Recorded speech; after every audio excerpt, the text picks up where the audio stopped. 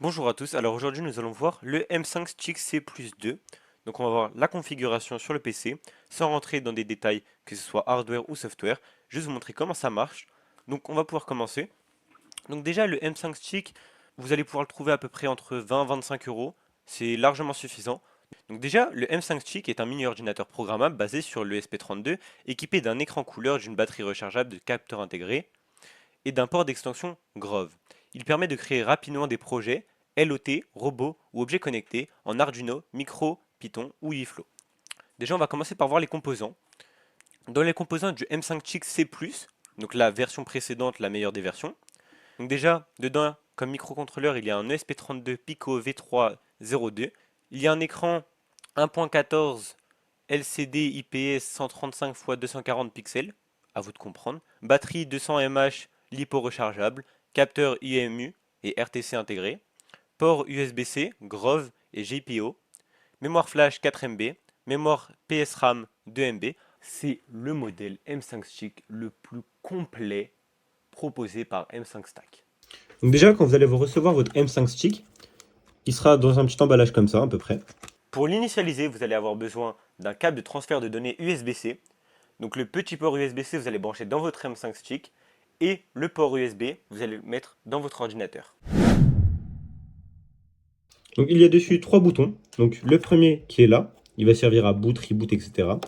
Le troisième il est là, ça dépend de ce que vous en faites. Et le deuxième il est là, donc c'est pour sélectionner ou quoi que ce soit comme ça. Derrière, il y a toutes les informations. Ici, il y a les deux ports. Et vous pouvez également rajouter des cartes, etc. par ici, comme ça. Donc c'est un peu comme le Flipper Zero, en moins cher et avec un peu moins d'options. Donc maintenant, nous voilà sur l'ordinateur.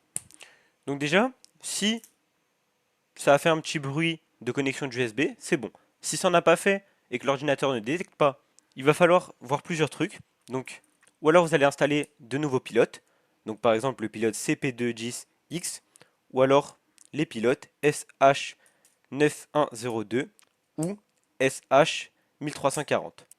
Donc maintenant nous allons voir UIFlow et Arduino. Donc Arduino c'est simple, c'est comme VS Code, mais pour développer tout ce qui est projet de la marque MStack, à peu près. Donc au lancement, vous aurez juste à choisir votre carte, mettre le code que vous voulez, importer votre projet, etc. On va pas s'attarder là-dessus, mais on pourra faire plus tard une vidéo explicative. Pour UIFlow, ça va être assez différent. Il va falloir vous munir de votre navigateur de recherche et taper dans la barre UIFlow.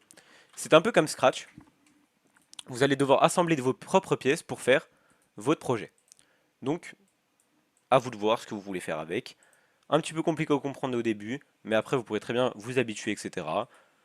Vous avez juste à sélectionner vos projets, à vous de voir, vous faites comme vous voulez. Cependant, si vous n'êtes pas habitué à coder, vous ne savez pas coder, vous ne savez pas comment faire, et vous voulez juste essayer le M5 Stick, vous allez devoir installer un firmware qui a déjà été créé.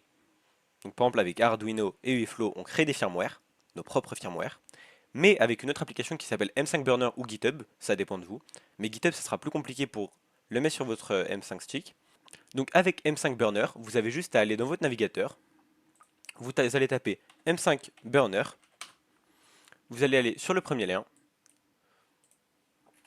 vous allez descendre ici, UIFlow Firmware Burning Tool, vous aurez juste à prendre la version que vous souhaitez, donc moi c'est M5 Burner Windows 10, vous l'installez, ça va l'installer en .zip ou .rar, ça dépend de ce que vous avez mis. À la fin du téléchargement, vous allez cliquer sur le dossier qui s'est créé, vous allez mettre extraire tout, vous le décompressez. Une fois décompressé, vous allez juste à mettre sur le point .exe, information complémentaire exécutée quand même. C'est également là que vous allez voir si votre M5 est bien connecté à votre ordinateur. Vous allez descendre dans Stick C+, enfin dans Stick C, pardon. Donc là, il y a plein de firmware déjà créés. Moi, je vous conseille, en tant que débutant, à prendre le firmware Nemo. Il est très connu pour troll. Donc vous allez juste mettre Download, Burn, Continue. Vous choisissez votre point. Donc moi, c'est comme 3. Start.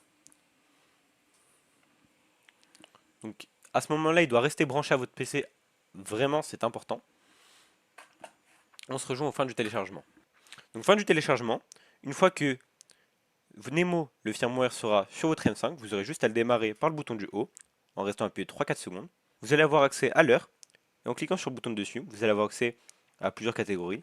Après là, c'est plus sur le firmware Nemo, donc il y a d'autres firmware où c'est pas du tout comme ça. Ça dépend aussi de si vous le créez vous-même, etc. Donc je vais pas m'aventurer sur comment marche Nemo, etc.